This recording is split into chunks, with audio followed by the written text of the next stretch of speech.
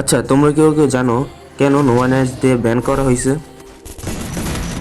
আর না জানলে আজকের ভিডিওটা তোমাদের জন্য। আর যারা আমার চ্যানেলে নতুন আছো সবাই লাইক আর সাবস্ক্রাইব করে দাও। এখন ফেরা যাক মেইন টপিকে। নোভানাইজ বাংলাদেশের এফএফডব্লিউএস 2025 বিআরে 16 নম্বর আর সিএসএ 4 নম্বর পজিশন পায়, কিন্তু তাদের ব্যান করার মেন রিজন হচ্ছে তাদের অ্যাডমিন বা লিডার জামিউল এই টিমের ওনার, কিন্তু সে কোনো ম্যাচ খেলে না। সে শুধু তার হবির কারণে এই টিমে আছে। হঠাৎ করে গ্যারেনার কন্ট্রোলিং টিম বুঝতে পারে জামিউলের আইডিতে হ্যাক ইউজ করা হচ্ছে, তাই তারা এনকে টিমের বিরুদ্ধে কিছু অ্যালিগেশন আনে।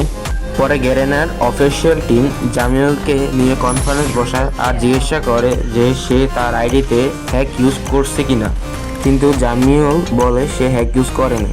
পরে আবার সেকেন্ড কনফারেন্স বসানো হয়, যেখানে জামিউলকে জিজ্ঞাসা করলে সে বলে যে সে শুধু মজার জন্য হ্যাক ইউজ করছিল। আর এই সত্যি বলাটাই তার জন্য বিপদ হয়ে পড়লো।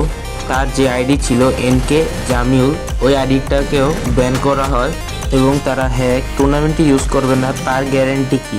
তাই তাদের শাস্তি দেওয়ার জন্য এনকে টিমকে 1 বছরের জন্য ব্যান করা হয়।